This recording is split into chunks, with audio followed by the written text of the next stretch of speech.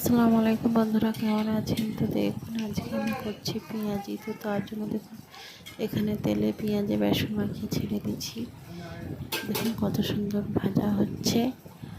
অবশ্যই যদি আপনাদের এখানে ভালো লাগে অবশ্যই কমেন্ট করে জানাবেন। আর দেখুন কালারটা কত সুন্দর চলে এসেছে। তো কেমন হয়েছে অবশ্যই কিন্তু জানাতে ভুলবেন না।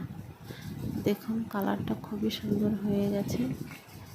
তো এবার আমার হয়েই গেছে প্রায় শেষ। কেমন হয়েছে দেখুন, খুবই টেস্টি এবং খুবই মচমচে হয়েছে।